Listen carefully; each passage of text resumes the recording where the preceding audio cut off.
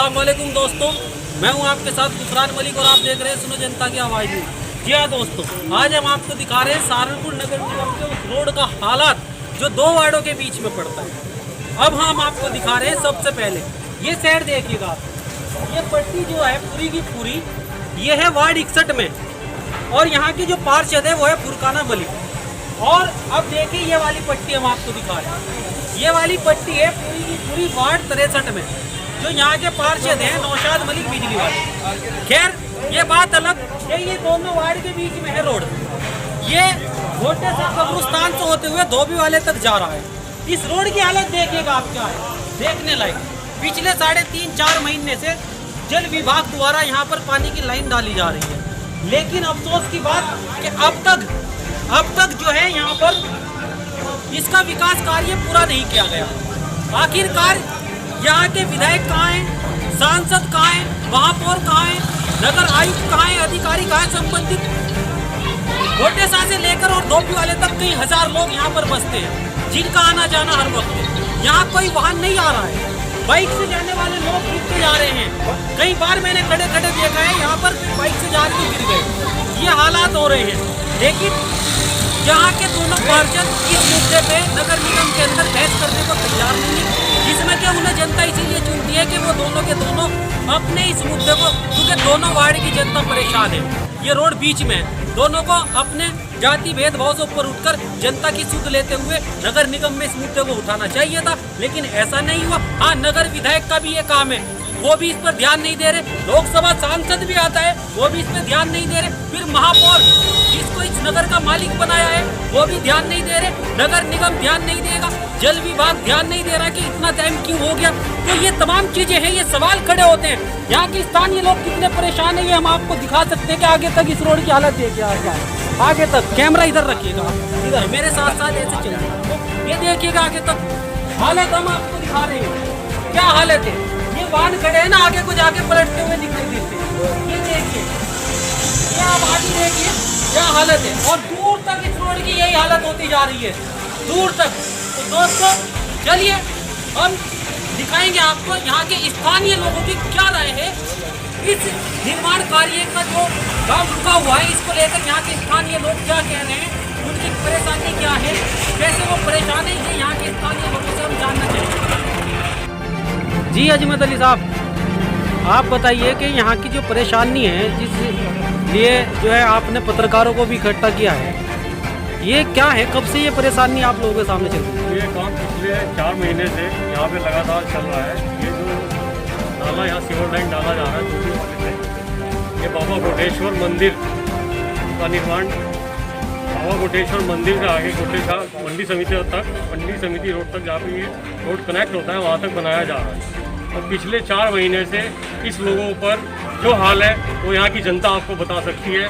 पिछले 4 महीने से ना तो किसी का कोई काम रहा है, ना कुछ रहा है। और आप कह रहे हैं यहाँ की जनता बता सकती है जी। आप कौन है, आप अपना परिचय बताइए। मैं अजमत अली इशरत कुकॉम इंडस्ट्रीज का ओनर हूँ।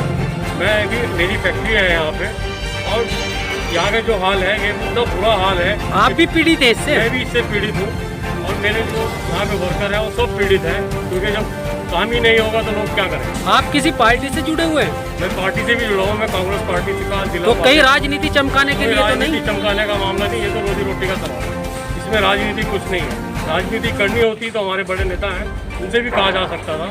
हम ये लड़ाई ज़मीनी इस पर लड़ रहे हैं और अपनी तरफ से लड़ रहे हैं, इसमें बड़ा कोई भी विधायक, कोई भी सांसद इन्वॉल्व नहीं है। कई बार हम अधिकारियों से भी गुहार लगा चुके हैं, लेकिन किसी से हमें कोई सहायता नहीं मिल रही। लॉकडाउन में जब पिछले 1 महीने इतनी मौतें होने के बाद हमारे लोग, हमारे मोहल्ले वासी कंधों पर उठा के जनाजों को लेकर गए हैं। कोई एम्बुलेंस अंदर नहीं आ सकती थी। इतना यहाँ बारिश इतनी हो रही है कि आप सब लोग देख सकते हैं। और जो ठेकेदार है वो अपने आप को पता नहीं क्या प्राइम मिनिस्टर समझ रहा है या योगी समझ रहा है, वो क्या है। कोई भी अगर उससे, कौन है ठेकेदार? कोई सलीम नाम का व्यक्ति है, मुझे नहीं पता वो ठेकेदार है या नहीं है, अपने आप को ठेकेदार बताता है। क्या कहते हैं वो आपको? वो कहते हैं कोई भी विरोध करता है तो उसे पुलिस की धमकी देता है। पुलिस क्या करेगी इसमें? पता नहीं, वो खुद बताएगा कि मैं देख लूंगा। तो ये कोई झगड़ा है? कोई झगड़ा नहीं है, या लोग उसको तड़िया देते हैं ठेकेदार को? तड़ी वो ठेकेदार पब्लिक को तड़िए देता है। पीछे उसने 2 आदमियों की वो करा दिया, थाने में दरखास्त दे दी अगर उसे विरोध किया। हमने जाके वहाँ मामला में बताया कि भाई हमें काम कराना है, तुझे काम करना है। तो यहाँ के स्थानीय लोगों ने नहीं उस पर कोई एक्शन लिया? स्थानीय लोगों ने भी उसको एक साथ, सब पूरा मोहल्ला एक साथ था। संबंधित अधिकारियों को उसकी शिकायत की? सबको शिकायत की गई है। तो अधिकारियों ने उस पर कोई एक्शन लिया? वो कहते हैं अधिकारी मेरे जेब में है, अधिकारी मेरा कुछ नहीं बिगाड़ सकते। अधिकारियों ने पब्लिक की शिकायत पे कोई एक्शन नहीं लिया? कोई एक्शन नहीं लिया। पिछले 4 महीने से हम लोग यहाँ पर पीड़ित हैं। अरे जो लोग ये जो नेताजी बोल रहे हैं ये क्या सही बोल रहे हैं भाई? कहीं इनके पीछे राजनीतिक मुफाद तो नहीं है? तो ठेकेदार बदतमीजी करते हैं यहाँ लोग। चलिए वो जी, आपका नाम? जाबिर हुसैन। जाबिर हुसैन, अच्छा आप बताइए कि ये समस्या जो है, जो ये नेताजी के द्वारा भी बताई जा रही है अजमत अली के, ये कहाँ तक सही है, क्या है? बिल्कुल सही है जो बता रहे हैं। ये तो आपने देख लिया कि रोड की जो हालत है वो क्या है, लोगों को गिरते हुए आंख से भी देखा है। गलियों में पानी भर रहा था, बच्चे तक गिर रहे थे। लेकिन बात यह कि ठेकेदार पे एक आरोप लगाया जा रहा है कि वो यहाँ आरोप लोग नहीं लगाया जा रहा, सच्ची बात है ये। आरोप तो क्या मतलब है? आप देख रहे हैं, आप खुद देखिए, आप जाकर चल के अच्छा आपको सारा नजर आ रहा है। ठेकेदार उसके आपको बाद तड़ी जब देता है? हमारी गली का मामला खराब हुआ, फिर ठेकेदार आपको तड़ी देता है? सबको तड़ी देता है, मुझे क्या तड़ी देता है? कोई भी अगर उससे कहता है इसे कार्यों को निपटवा ले तो वो पुलिस की तड़ी देता है। अच्छा, यहाँ आने जाने वाले लोग, जाके थाने में खड़ा हो जाता है। यहाँ आने जाने वाले लोगों की परेशानी क्या है? सब परेशानी आपके सामने है। परेशानी ये थोड़ी परेशानी है। मोटरसाइकिल वाले इसमें गड्ढे में गिर गया, एक साइकिल वाला गड्ढे में गिर गया, एक औरत गिर गई, रोज आने में कोई निकालने में लग रहा है। एम्बुलेंस का कोई रास्ता नहीं है, अस्पताल भेजने के लिए चोट लगी उसके बच्चे के, जब तक वो मतलब एम्बुलेंस आने का कोई रास्ता भी नहीं है। कंधों पर उठा के वहाँ अस्पताल पहुँचाए जा रहे हैं मुझे। चलिए यही होता है और क्या।